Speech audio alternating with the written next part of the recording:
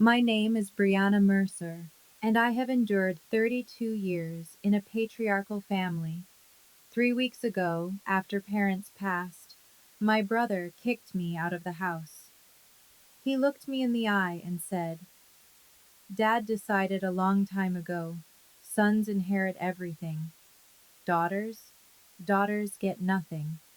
That's how it's always been in this family, and that's how it's going to stay." Then he changed the locks on the house where I grew up, the house where I spent 2 years caring for our dying mother while he visited 3 times, the house where I held her hand through chemotherapy while he checked his Rolex and complained about traffic. He threw my belongings onto the lawn and told me I was nothing but a burden, because in my father's eyes, that's all a daughter could ever be. But here's what my brother didn't know. Our mother had spent 8 years preparing for this exact moment. 8 years of secret meetings with lawyers. 8 years of building something he couldn't touch. Before I tell you what happened at the will reading, please take a moment to like and subscribe, but only if this story resonates with you. Where are you watching from right now?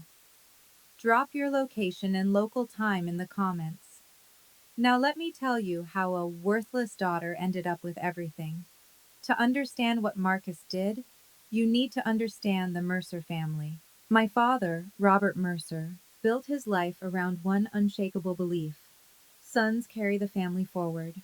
Daughters, they marry well and disappear into someone else's name. He wasn't cruel about it, not overtly. He just allocated his attention accordingly. He was a contractor, successful enough to buy us a 4-bedroom colonial in the Connecticut suburbs, nice neighborhood, good schools, a workshop in the garage where he spent weekends with Marcus, teaching him to build things while I helped Mom in the kitchen. My mother, Linda, was the quiet center of our home. She kept a lavender garden in the backyard that she tended every morning. She had this way of smoothing over my father's sharper edges, of making his dismissals feel less personal. Marcus, 6 years older than me, absorbed Dad's worldview like scripture. When he graduated, Dad paid for his business degree at UConn. When Marcus wanted to get into real estate, Dad connected him with every contractor and developer he knew. When I wanted to go to nursing school, Dad said, "Girls don't need expensive educations. You'll get married anyway." I got scholarships. I worked double shifts at a diner. I paid my own way. And I remember, this was 8 years ago, my mother pulling me aside one evening after another dinner, where Dad praised Marcus's first big sale while barely acknowledging my acceptance into the program. "I've taken care of you," she whispered, squeezing my hand. "You won't understand now, but I have." I didn't know what she meant. I thought it was just something mothers say. I had no idea she'd spent that afternoon with a lawyer named Evelyn Cole, signing papers that would change everything. 2 years ago, Mom was diagnosed with stage 3 breast cancer. I still remember the call. I was halfway through a shift at Maplewood Senior Living when my phone buzzed with Dad's number. He never called me at work. He barely called me at all. "Your mother's sick," he said. "You need to come home." Not "we need you," just "you need to come home." Like it was my job. Like it had always been my job. I moved back within the week. I requested night shifts so I could be with Mom during the day.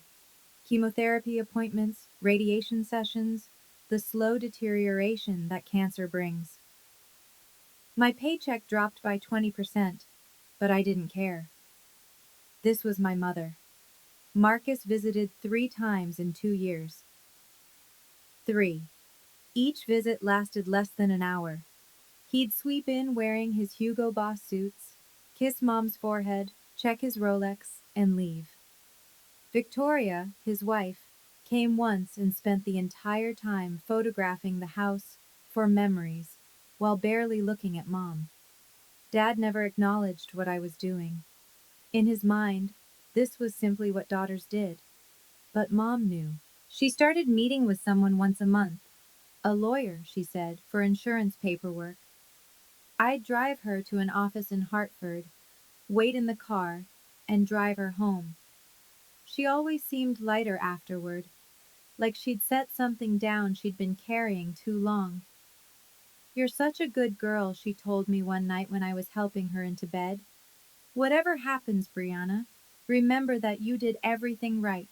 You showed up. That matters more than anyone knows. I thought she was talking about the cancer. She wasn't. Let me tell you about my brother and his wife.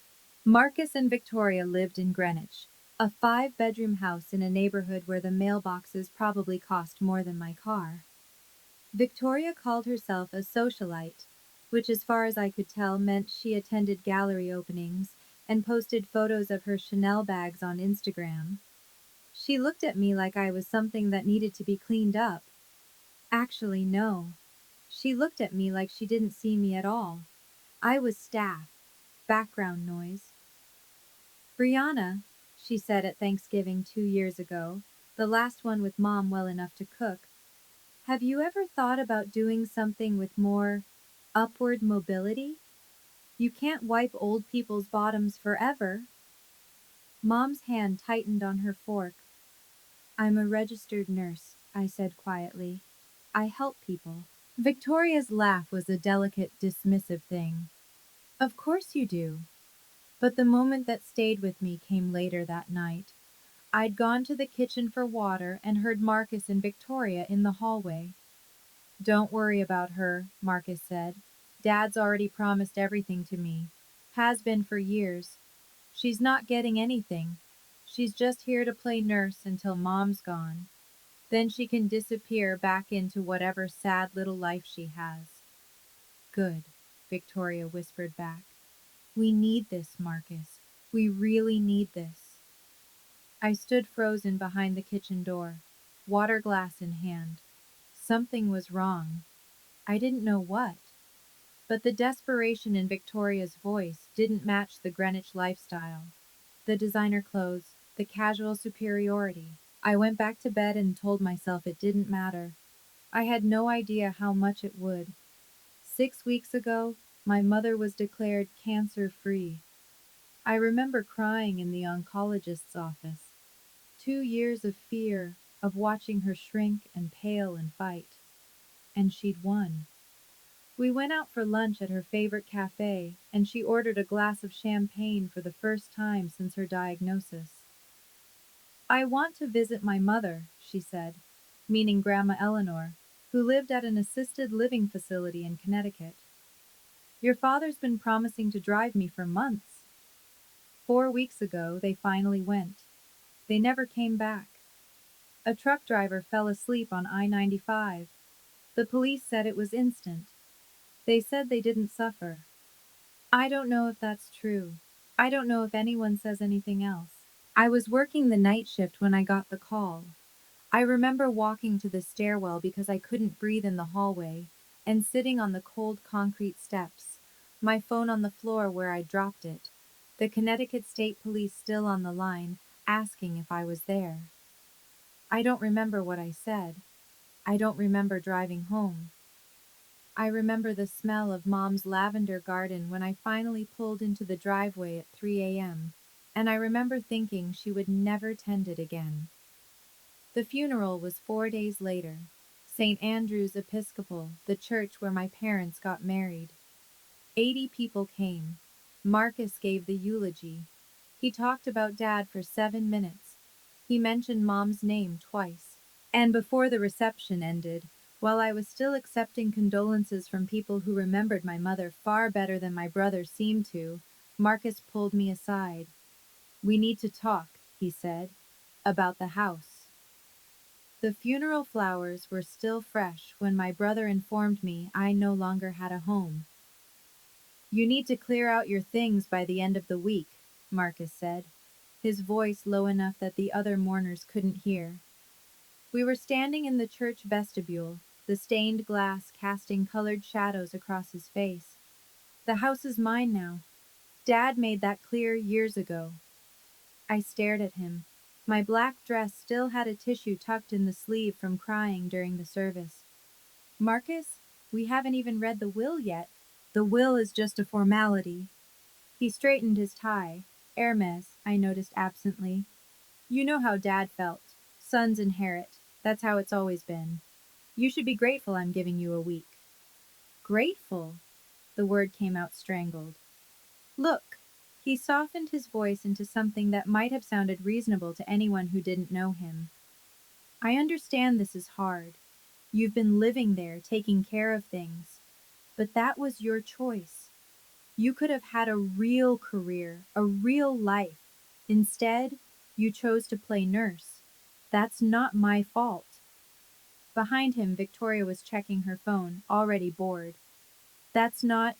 Marcus, I took care of Mom for 2 years while you.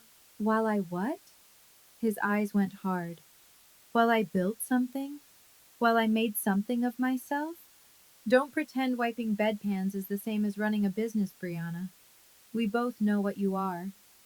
He stepped back, adjusting his cuffs. 1 week, he said. Then I'm changing the locks. I watched him walk back to Victoria, watched her lean in and smile, watched them leave without saying goodbye to anyone. That was Monday. He didn't even wait a week. Wednesday evening, 2 days after the funeral. I came home from work at 7 p.m., exhausted in a way that had nothing to do with the shift. Grief does that, makes everything feel like you're moving through water. My key didn't work. I tried again, confused, thinking maybe the cold had warped something. But no, the lock had been changed. The deadbolt, too. I walked around to the garage. My things, my clothes, my books, Mom's recipe box that she'd given me, everything I owned, had been thrown into cardboard moving boxes and stacked against the wall. Rain from the afternoon had soaked through 2 of them. My nursing school diploma was warped and wet. Through the window, I could see Victoria walking through the living room, a glass of wine in her hand, laughing at something on her phone. She saw me watching. She smiled, lifted her glass in a little toast, and walked away. I called Marcus. He answered on the second ring, like he'd been waiting. The house is legally mine, he said, not even pretending to apologize. I had my lawyer verify it. Dad's estate, Dad's house, Dad's decision. You have 24 hours to get your stuff off the property before I have it removed. Marcus, I grew up there. And now you don't live there anymore. That's how life works, Brianna. Maybe if you'd made something of yourself, you wouldn't be standing in the rain right now. I ended the call because I didn't trust myself to speak. I sat down on the wet grass, next to the boxes of my ruined belongings, and held the one thing that hadn't been damaged, Mom's Timex watch, tucked safely in my pocket since the hospital returned her personal effects. That's when I found the letter. The letter was in a box of Mom's things. Items Marcus must have assumed were junk. Her gardening gloves, a few old photographs, and a cream-colored envelope with my name written in her handwriting. For Brianna, when the time comes. I didn't open it on that lawn. I couldn't. Instead, I called the only person I could think of, Diane Foster, the head nurse at Maplewood, who'd been something like a mentor to me for 3 years. She arrived in her Honda Odyssey within 30 minutes. Get in, she said, not asking questions. You're staying with me tonight, and tomorrow, and as long as you need.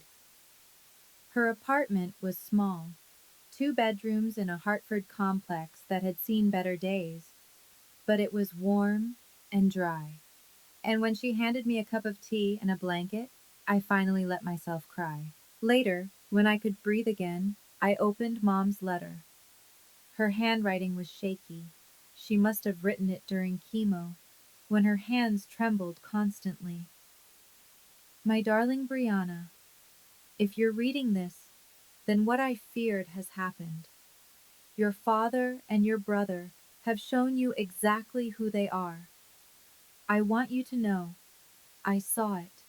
I always saw it. And I couldn't change your father. God knows I tried. But I could protect you. Contact Evelyn Cole at Harrison and Cole in Hartford. She has everything you need. All the papers, all the arrangements, everything I couldn't give you while I was alive. You are not a burden. You never were. You are the best thing I ever did. I love you more than lavender and sunshine and every good thing, Mom. I read it 3 times before the words made sense. Then I called the number she'd written at the bottom. Harrison and Cole occupied a brownstone in downtown Hartford, the kind of old money building with brass nameplates and hardwood floors that creaked with history. I felt underdressed in my clean scrubs, but Evelyn Cole's assistant just smiled and led me to a corner office lined with law books and soft afternoon light. Evelyn was not what I expected. Late 50s, silver hair swept into an elegant twist, wearing a charcoal Armani suit. But her eyes were warm when she shook my hand. Brianna, she said, I've been waiting for your call. Your mother spoke about you constantly. That almost broke me right there. I swallowed. She left me a letter. She said you had papers? Evelyn gestured to a chair. I do. Your mother and I worked together for 8 years, Brianna. She was one of the most deliberate people I've ever represented. 8 years? That was the same time frame Mom had whispered about when I was accepted into nursing school. Your mother knew your father's intentions, Evelyn said carefully. She knew Marcus would inherit everything Robert controlled, and she couldn't change that. She couldn't change him, but she could plan around it. What does that mean? Evelyn folded her hands. It means your mother made arrangements that exist entirely outside your father's estate. Arrangements that Marcus doesn't know about, that your father didn't know about. The room suddenly felt smaller. What kind of arrangements? The kind you'll learn about at the formal will reading next week. Both your parents' wills need to be read together. She paused. But I want you to trust me until then. Can you do that? Whatever Marcus says, whatever he threatens, don't react. Don't sign anything. Just wait. Why? Her smile was almost gentle. Because your mother is about to have the last word. 3 days before the will reading, Marcus called. It was 10 p.m. I was sitting in Diane's kitchen, the lights dim, trying to read a book without absorbing a single word. His name on my phone screen made my stomach clench. Brianna. His voice was friendly, which was somehow worse than hostile. I've been thinking, this situation, us being at odds, it's not good for anyone. You kicked me out of my home 2 days after our parents' funeral, Marcus. I know, I know. I could have handled it better. He actually sounded apologetic. That's why I'm calling. I want to make this right. I waited. I've drawn up a simple agreement, he continued. You sign away any claim to contest the estate, and in exchange I give you $10,000. Cash. Enough to get yourself settled somewhere nice. $10,000. For a lifetime of being told I was less. For 2 years of caring for our mother while he visited 3 times. For every dismissal, every slight, every moment Marcus and my father made me feel like I was taking up space that should have belonged to someone worthier. No. Brianna, be reasonable. You're not going to win anything in probate. Dad's will is clear. All you'll do is spend money on lawyers and drag this out for months. Take the money. Start over. I said no, Marcus. I'll see you at the will reading. His voice hardened instantly. You're making a mistake. You know that, right? You're going to walk out of that room with nothing. Less than nothing. And you'll wish you'd taken this offer. Then that's my choice to make. Fine. He practically spat the word. But remember, I tried to be generous. What happens next is on you. The line went dead. I set down the phone with shaking hands. Then I did exactly what Evelyn told me to do. I waited. I have to pause here and ask you something. Have you ever been pressured to sign something by family? Told you have no right to ask for what's fair? That feeling, that specific helplessness, it stays with you. If this story is hitting close to home, leave a comment. I read every single one, I promise. And if you haven't subscribed yet, now might be the time. Because what happens next at that will reading? It changed everything. The will reading was scheduled for 2 p.m. on a Thursday at Harrison and Cole. The conference room had a mahogany table long enough to seat 12, though only 6 of us were there.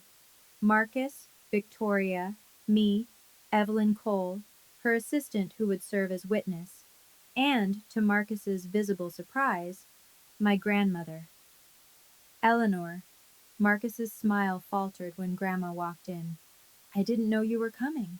Grandma Eleanor Whitfield was 82 years old, and sharper than most people half her age. She wore a navy dress, her silver hair pinned back, and the sapphire ring she'd worn for as long as I could remember glinted on her finger. I was asked to be here, she said simply, taking the seat next to me. By my daughter. Marcus and Victoria exchanged glances. Well, Marcus said, recovering his confidence. The more the merrier, I suppose. Though I don't see why we need to make this complicated. Dad's wishes were clear. Evelyn took her place at the head of the table, folders arranged precisely before her. Before we begin, I should note that we will be reading 2 wills today. Robert Mercer's will and Linda Mercer's will. They are separate documents with separate provisions. 2 wills? Victoria frowned. Why would that matter? Everything was jointly owned. Evelyn's expression remained neutral. Not everything, as it turns out. I felt Grandma's hand find mine under the table and squeeze. Marcus straightened his Rolex with a practiced gesture. Fine. Let's get this over with. Read Dad's will first. Evelyn opened the first folder. Very well. Last will and testament of Robert Allen Mercer, dated 14 months ago, witnessed and notarized in Hartford County. The room went quiet. This was it. Dad's will was exactly what Marcus expected.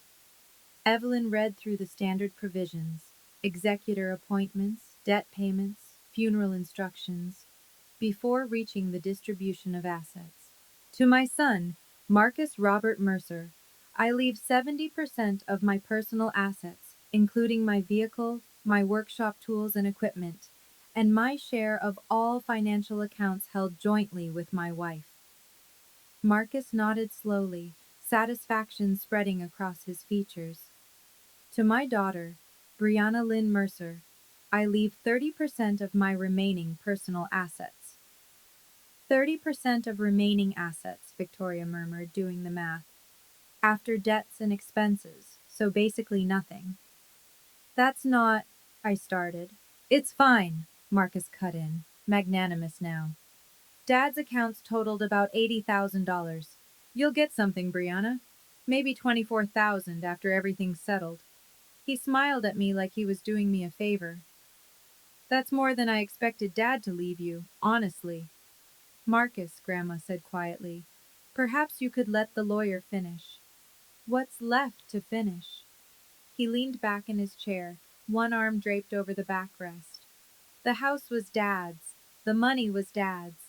I'm the primary heir. Brianna gets a consolation prize, which is generous under the circumstances.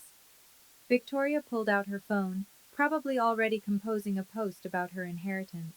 Actually, Evelyn said, her voice cutting through Marcus's satisfaction, there's quite a bit left to discuss. Robert's will represents only a portion of your parents' combined estate. Combined? Marcus's confidence flickered. What do you mean, combined? Evelyn closed the first folder and opened the second.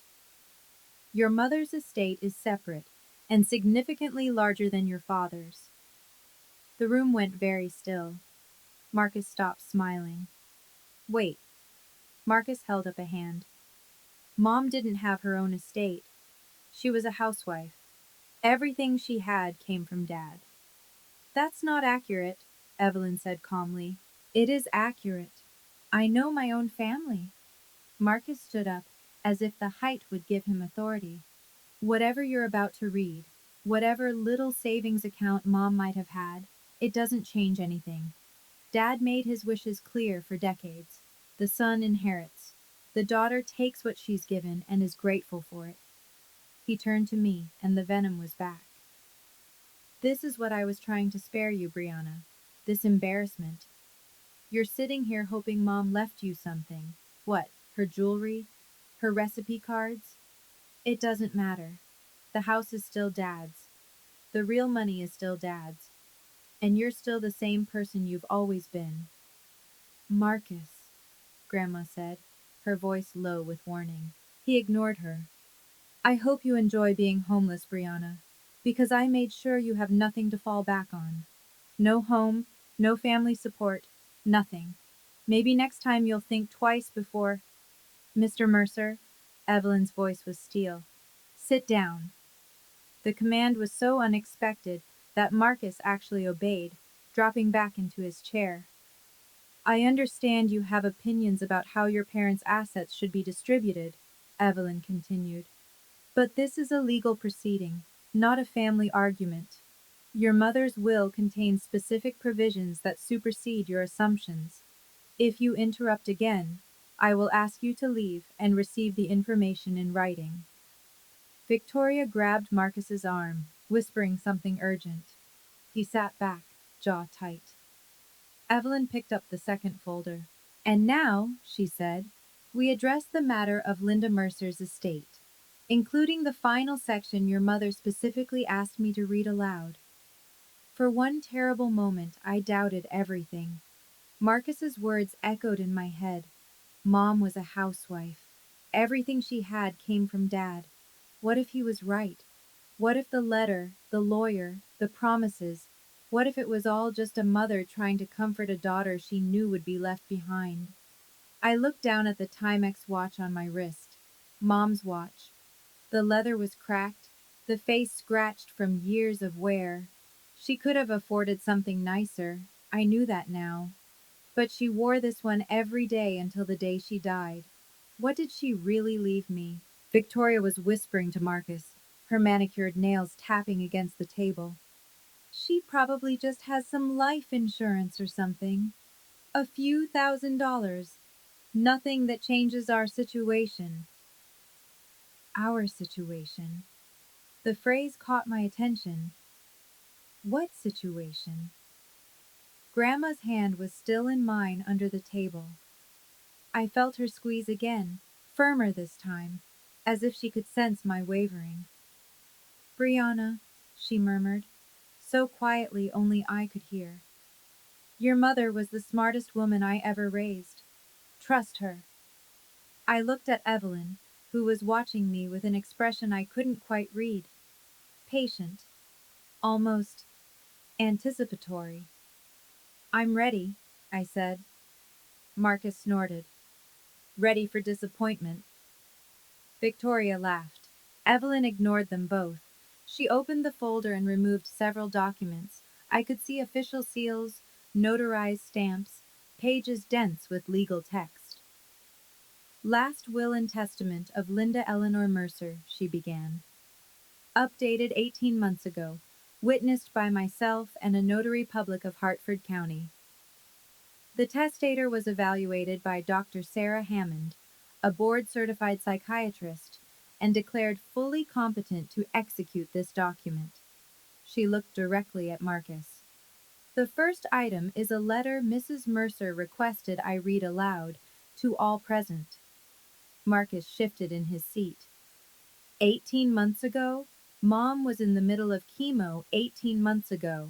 Her judgment was compromised.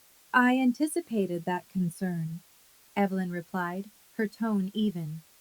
which is why I have Dr. Hammond's written evaluation confirming your mother's full cognitive capacity at the time of signing. I also have video documentation of the signing itself. She produced a USB drive and set it on the table. Your mother wanted no ambiguity. She recorded herself explaining every decision in this document. The video is 32 minutes long and available for review if anyone wishes to contest her competency. Victoria's phone had stopped moving. She stared at the USB drive like it might bite her. That's, Marcus swallowed. That's very thorough. Your mother was a thorough woman. Evelyn's lips curved, just slightly. Now, the letter. She lifted a single page, handwritten on cream-colored stationery. I recognized the paper. Mom had a box of it in her desk, the expensive kind she used for important correspondence. To my children, Evelyn read, her voice clear and measured. If you are hearing this letter, then I am gone, and the moment I dreaded has arrived. My throat tightened. I love you both. I want you to know that first. But love does not make me blind. Marcus went very still. For 35 years, I watched your father favor Marcus in ways he didn't even recognize as favoritism. It was simply how he saw the world. Sons matter, daughters serve. I couldn't change him. Believe me, I tried. Evelyn paused, looking up at us. There's more, she said. But perhaps I should continue after everyone has had a moment. Keep reading, Marcus said tightly. Evelyn nodded, and I braced myself. Evelyn continued reading, and my mother's voice seemed to fill the room. When Brianna was born, Robert said, "Maybe next time we'll have another boy." I held my daughter in my arms and promised her silently that she would never be next time to me. I watched her grow up working twice as hard for half the acknowledgement. I watched her pay her own way through nursing school while Marcus received every advantage. I watched her come home to care for me during the worst 2 years of my life, changing my sheets when I was too sick to move, holding my hand during chemotherapy, singing me the songs I sang to her as a baby. Marcus visited 3 times in 2 years. I do not write this to condemn my son, but I write it to explain why I made the choices I did. The assets I leave to Brianna are not a reward. They are not favoritism. They are the balance I could not provide while I was alive. They are what she was always owed. Victoria made a small, strangled sound. If Marcus is hearing this and feels angry, I understand. But I ask him to consider, why does he feel entitled to everything? Who taught him that? And what did he do to earn it, other than being born male? Marcus's face had gone pale. Evelyn looked up. The letter concludes with, "Brianna, my darling girl, you were never a burden. You were my heart. Live well, be happy, and never let anyone tell you that you don't deserve every good thing. With all my love, forever, Mom." The silence was absolute. I couldn't speak. I couldn't breathe. Grandma pressed a tissue into my hand. "Now," Evelyn said quietly, "let's discuss what your mother actually left you." "First," Evelyn said, pulling a document from the folder, "the house." Marcus straightened. "The house is part of Dad's estate. It was always in his name." "Actually, it wasn't." Evelyn slid the document across the table. 5 years ago, your parents executed a deed transfer. The property at 127 Maple Drive was transferred from joint ownership to Linda Mercer's sole name." "What?" Marcus grabbed the paper, scanning it frantically. "That's... Why would Dad agree to that?" "For liability protection. Your father was facing a potential lawsuit from a dissatisfied client at the time. Moving the house into your mother's name protected it from any legal judgments against his business. It's a common estate planning strategy." "I never heard about any lawsuit. It was settled out of court, but the deed transfer remained." Evelyn produced another document. This is the recorded deed from Hartford County Land Records dated 5 years ago. The property, currently valued at approximately $650,000, belonged solely to your mother. Victoria's face had gone a strange color. But that means, it means your mother had full authority to leave it to whomever she chose. Evelyn looked at me. And she chose you, Brianna. No. Marcus shook his head. No, this has to be a mistake. Dad said, he always said, your father believed what he wanted to believe, Grandma said sharply. Linda told him the deed transfer was temporary for the lawsuit. She never transferred it back, and he never checked. I stared at the deed, my mother's signature at the bottom, neat and deliberate. The house where I grew up, the house where I cared for her, the house Marcus had thrown me out of. It was mine. It had been mine the whole time. Additionally, Evelyn continued, as if she hadn't just detonated a bomb in the middle of the room, there is the matter of the irrevocable trust. The what? Marcus looked like he'd been hit. 8 years ago, your mother established an irrevocable trust with Brianna as the sole beneficiary. An irrevocable trust, once established, cannot be modified or dissolved without the beneficiary's consent. It exists entirely outside the probate process. 8 years ago, Marcus turned to Grandma. You gave her the money. You gave her the... Grandma didn't flinch. I gave my daughter money that was mine to give. What she did with it was her business. The trust was funded with a $400,000 gift from Mrs. Whitfield, Evelyn confirmed. Your mother invested it conservatively in index funds over the past 8 years. The current value, she consulted her notes, is approximately $1.2 million. Victoria made a sound like she'd been punched. 1.2 million, Marcus repeated slowly. That is correct. And because the trust is irrevocable and was funded entirely with your grandmother's gift, separate property, never commingled with marital assets, it was never part of your parents' joint estate. It has always belonged to Brianna. I couldn't process the number. $1.2 million. My mother, my mother who wore a Timex watch and grew her own vegetables, had quietly built me a fortune while I thought I was barely getting by. This is fraud, Marcus sputtered. This is...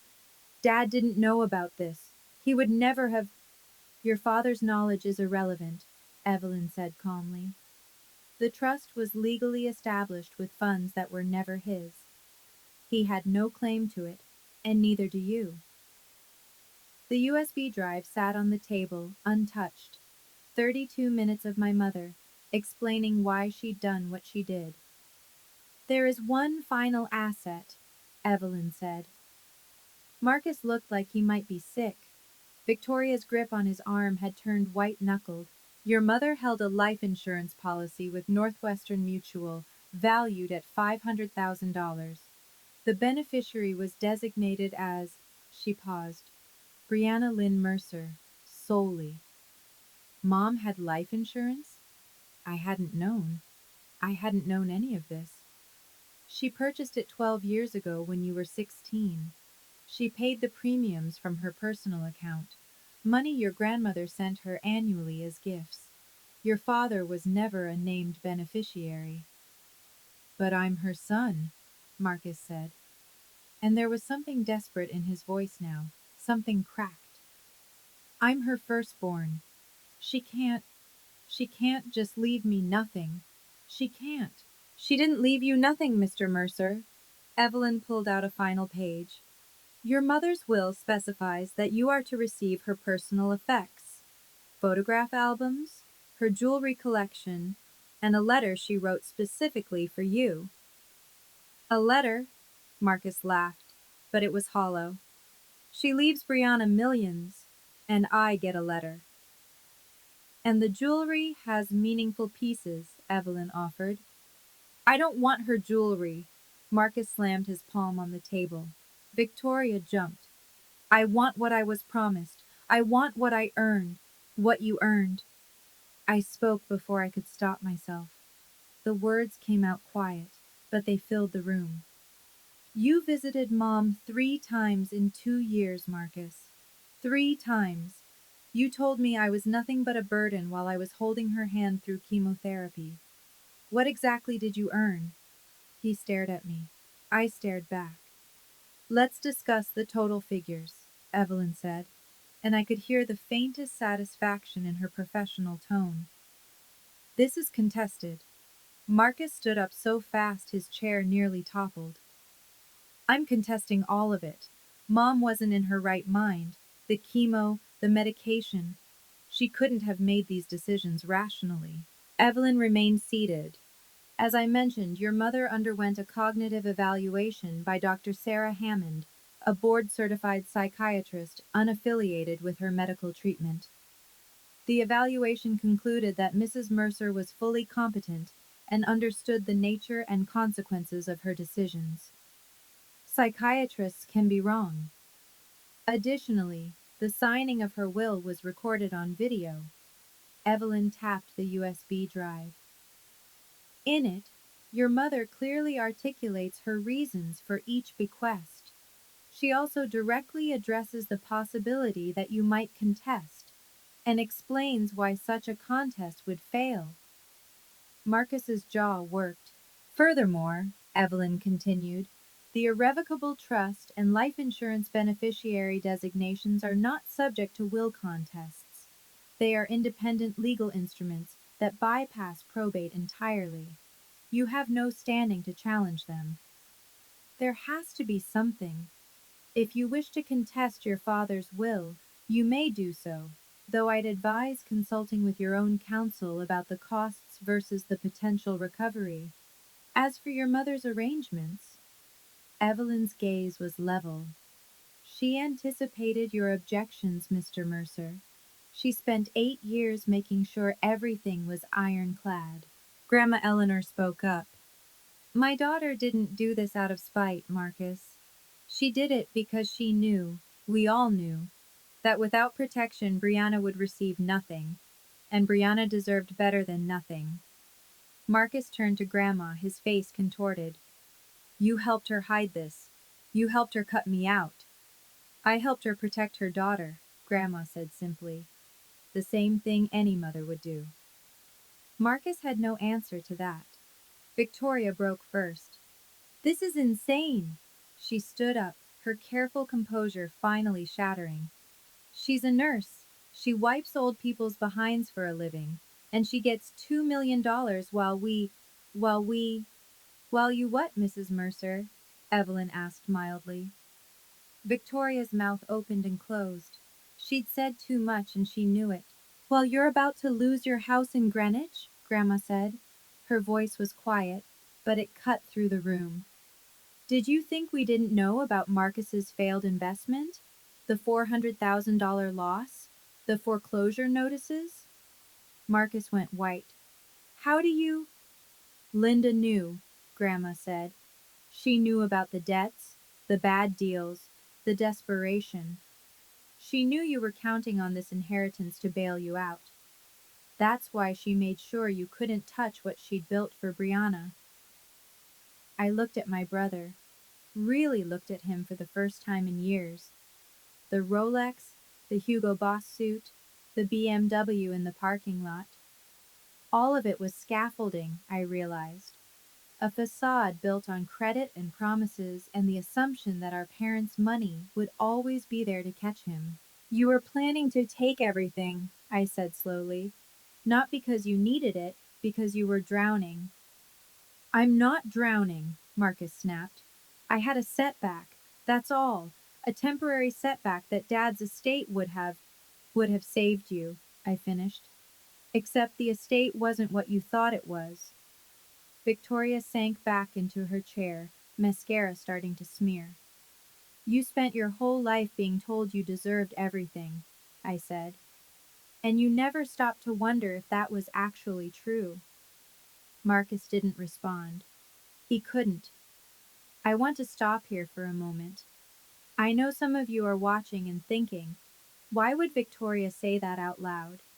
Why would she reveal their financial problems in front of everyone? The answer is fear. When the thing you've been counting on disappears, your survival instincts take over. You stop thinking about appearances. If this story is resonating with you, hit that subscribe button, because we're almost at the end, and there's one more thing I need to tell you. Evelyn waited until the room was quiet again before speaking. For the record, she said, let me summarize the total assets passing to Brianna Mercer. She consulted her notes, though I suspected she knew the numbers by heart. From her mother's estate, the property at 127 Maple Drive, estimated value $650,000. From the irrevocable trust established in 2018, $1,200,000.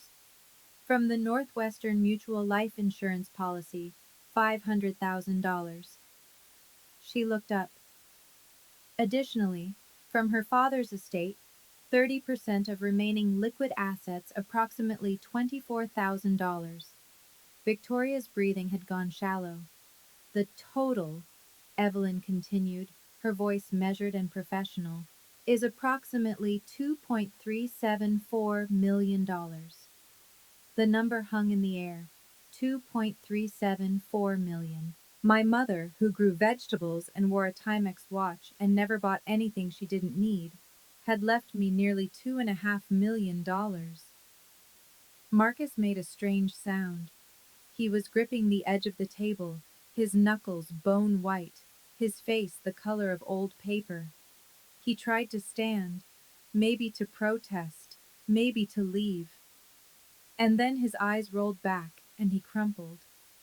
His head caught the edge of the table on the way down.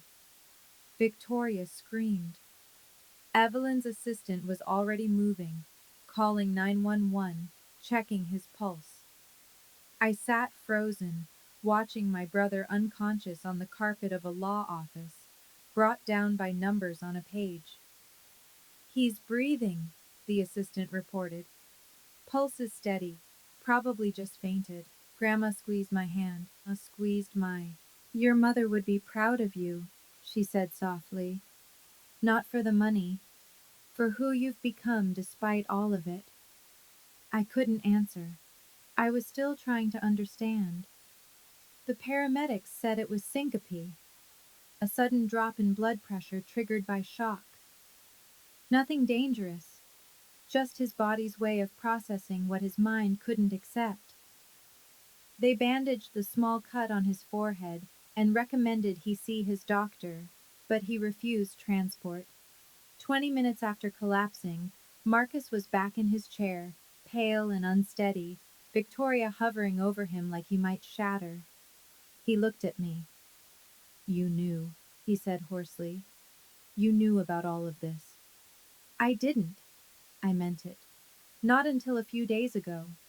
And even then I didn't know how much. But you suspected. You sat here looking all innocent, and you suspected. I knew Mom loved me. I kept my voice even. That's all I knew for certain. His laugh was bitter, broken. And I didn't? She didn't love me? I think she loved you, I said slowly. I think she loved who you could have been. But she also saw who you chose to become. Victoria's hand tightened on his shoulder. Marcus, we should go. We need to figure out. Figure out what? His voice cracked. How to pay our mortgage? How to tell the bank we're not getting anything? He looked at me with something that might have been desperation. Brianna, you have to help me. We're family. The words hung there. Family. 3 visits in 2 years. You're just dead weight. Enjoy being homeless. Marcus, I said, you kicked me out of my own home before our mother's flowers had wilted. You told me I was nothing but a burden. You tried to get me to sign away everything for $10,000. I stood up. I'm not going to pretend that didn't happen. You have to understand, Marcus said, his voice rising. I was stressed. The investments, the pressure. I didn't mean half of what I said. That's not who I really am. Then who are you, Marcus? I asked quietly. Because I've known you for 28 years, and I've never seen any evidence of anyone different. He flinched. I'm not going to let my brother become homeless, I said. I'm not cruel, but I'm also not going to bail you out of decisions you made while treating me like I was worthless. So what then? You just walk away with millions and I get nothing? You get exactly what you earned. I picked up my bag, the same worn leather bag I'd carried through nursing school, through 2 years of night shifts, through every moment my family dismissed me. You get the consequences of your choices, the same way I'm finally getting the consequences of mine. Victoria started to speak, but I held up my hand. If you want to contact me, you can go through Evelyn, but any personal relationship between us?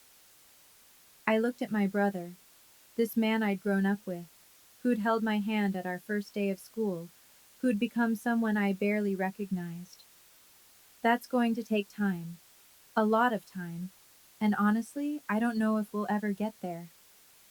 Brianna, I'm not doing this to hurt you. My voice was steady. I'm doing it because I finally understand something Mom tried to teach me. I don't have to accept treatment that I wouldn't give to someone else. I walked toward the door. Mom loved you, I said over my shoulder, but she loved me enough to protect me from you. That's the difference. I didn't wait for him to respond.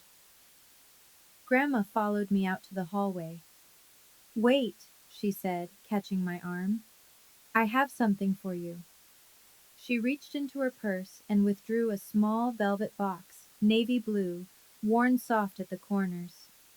Your mother wanted you to have this. She asked me to give it to you after the reading. Inside was her sapphire ring, the one Grandma had worn as long as I could remember, the one I'd admired since I was a little girl. Grandma, I can't. This is yours. It was mine, she corrected gently. I gave it to your mother on her wedding day, and she gave it back when she knew she was dying, so I could give it to you when the time was right. I slid it onto my finger.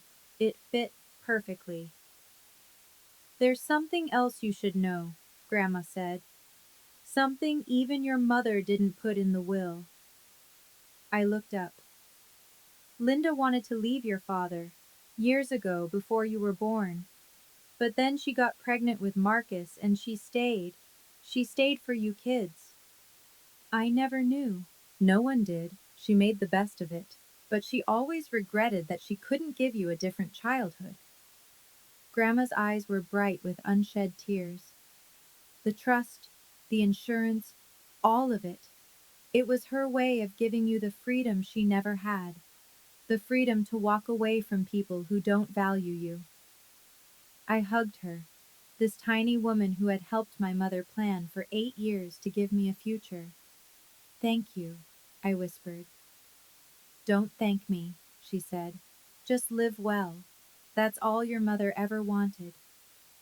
Behind us, I heard Marcus and Victoria finally leaving, their voices low and strained. I didn't look back. 1 month later, I sat in the office of a financial advisor in Hartford, someone Evelyn had recommended, a woman with 20 years of experience and no interest in getting rich off my inexperience. Here's my recommendation, she said, sliding a document across the desk. We keep the trust invested. Draw only what you need for living expenses. The life insurance goes into a high-yield savings account for emergencies and opportunities. We pay off your student loans immediately. That's about 42,000. And you keep working. Keep working? I'd expected her to suggest I retire, travel, do something extravagant. You love your job, she said simply. Money shouldn't change who you are. It should just give you options. So that's what I did. I paid off my loans. A debt I'd been chipping away at for 6 years, gone in a single transaction. I kept my position at Maplewood, though I switched to day shifts now that I didn't need the night differential. I stayed with Diane for another month while I figured out what to do about the house. Because the house was complicated. It was where I'd cared for Mom, where I'd been thrown out like garbage, where Marcus and Victoria had drunk wine while my belongings soaked in the rain.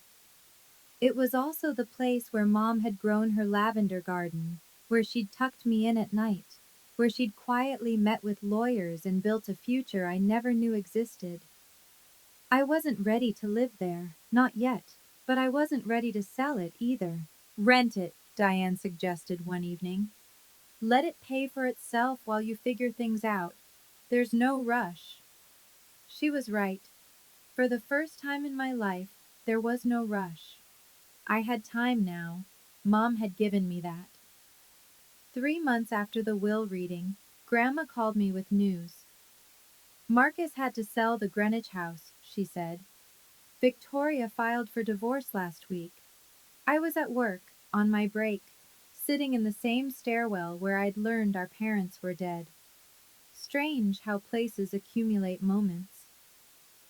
How do you know? His listing showed up on Zillow, and Victoria's Instagram is very forthcoming. Grandma's tone was dry. She's already rebranding herself as a survivor of narcissistic financial abuse. Direct quote. I almost laughed. Almost. Is he okay? Define okay, Grandma sighed. He's living in an apartment in Bridgeport, still working in real estate, but not at his old firm. I don't think anyone's inviting him to the Greenwich cocktail parties anymore. The version of me from 3 months ago might have felt some satisfaction. The new version, the one who'd had time to process, to grieve, to heal, just felt tired. I don't wish him harm, I said. I know you don't. That's the difference between you and him. Did Mom know? About the debts? The financial trouble? She suspected. That's partly why she did what she did. She knew if there was money available, Marcus would find a way to take it. Not because he's evil, but because he was raised to believe he was owed it. I thought about my brother, alone in a Bridgeport apartment, his wife gone, his lifestyle collapsed. I thought about the boy who used to chase me around the backyard, who let me ride on his shoulders at parades. I didn't know where that boy had gone, but I knew I couldn't save him. I'm going to the house this weekend, I told Grandma. First time since everything. Do you want company? Yeah, I think I do. The lavender garden had survived the winter. Not all of it. Some of the plants had gone brown and brittle. But there, in the early April sunlight, I could see new green shoots pushing up through the soil. Life, stubborn and persistent, refusing to give up. Grandma stood beside me, her arm linked through mine. She planted this garden the year you were born, she said. Did you know that? I didn't. I'd always assumed it was just something Mom enjoyed, not something with meaning. She said lavender was for protection, for purification. She wanted good things to grow around you. I walked through the back door. My key worked perfectly now. I'd had the locks changed weeks ago, and stood in the kitchen where I'd made Mom countless cups of tea, where I'd held her hand through nausea and fear. The house was quiet. Marcus had left it relatively clean when he'd moved out, either out of some remnant of shame or because he'd been too rushed to trash it. Mom's things were still here, her recipe cards in the drawer, her reading glasses on the nightstand, her robe hanging in the closet. I went to her bedroom and sat on the edge of the bed. On the nightstand was a small album I'd never seen before. Inside, photographs of me from infancy to adulthood. First steps, first day of school, nursing graduation. Every milestone she'd witnessed. On the first page, in her careful handwriting, for my bravest girl. Grandma sat down beside me. She spent weeks putting that together, she said. During chemo, when she couldn't sleep. She said it was her way of counting the good things. I held the album to my chest and finally let myself cry. Not grief this time, gratitude. 6 months after that while reading, I enrolled in a nurse practitioner program. It was something I'd wanted for years. The chance to do more than bedside care, to diagnose and treat, to help patients in a deeper way. But the program was expensive, and between my student loans and my barely there savings, it had always seemed like a distant dream. Now I could afford it. I used money from the trust, following the plan my financial advisor laid out, enough for tuition and books, with the rest still growing quietly in the background. I kept working part-time at Maplewood because I wasn't ready to leave the patients I'd grown to love. Diane and I found an apartment together near the hospital, 2 bedrooms, a tiny balcony where I started growing lavender in pots. She said living alone was overrated anyway, and I said having a roommate meant someone to split streaming subscriptions with. We both knew it was more than that. Grandma called every Sunday. She'd tell me stories about Mom as a child, about their adventures before she met Dad, about the woman she was before life wore her down. I recorded the calls on my phone, building an archive of the mother I was still getting to know. And the house on Maple Drive? I rented it to a young family, a nurse actually from Maplewood, and her husband and 2 little girls. The older daughter asked if she could take care of the lavender garden. I said yes. I said yes to a lot of things that year. To opportunities, to rest, to the slow process of understanding that I was worth more than I'd been told. My mother didn't give me money. She gave me permission to believe I deserved it. I've thought a lot about why Marcus became who he is. Not to excuse him, there's no excuse for how he treated me, but to understand. My brother grew up being told he was special simply because he was born male. He didn't have to prove anything.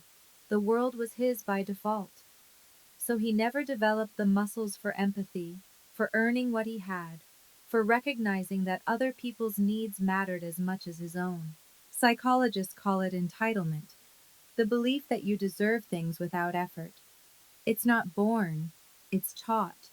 And once it's there, it's almost impossible to unlearn, because admitting you're not special means admitting your whole identity was a lie. Marcus isn't a monster. He's a product of a system that told him he was worth more than he was, and when reality finally caught up, he didn't know how to handle it. I don't know if he'll ever change. I hope he does. But I also know that his change isn't my responsibility. My responsibility is to myself, to live the life Mom wanted for me, to set boundaries that protect my peace, to remember that walking away from toxic people isn't cruelty, it's survival. If you're watching this and you've been told you're not enough, by family, by partners, by anyone who should have loved you, I want you to know, they were wrong. You were always enough. Sometimes the people who love us protect us in ways we don't see. And sometimes we have to become our own protectors. That's what I learned from my mother. If this story meant something to you, I'd love to hear your thoughts in the comments. Tell me about someone who protected you, or someone you wish had. And if you want more stories like this, check the links in the description. Thank you for staying until the end. It means more than you know.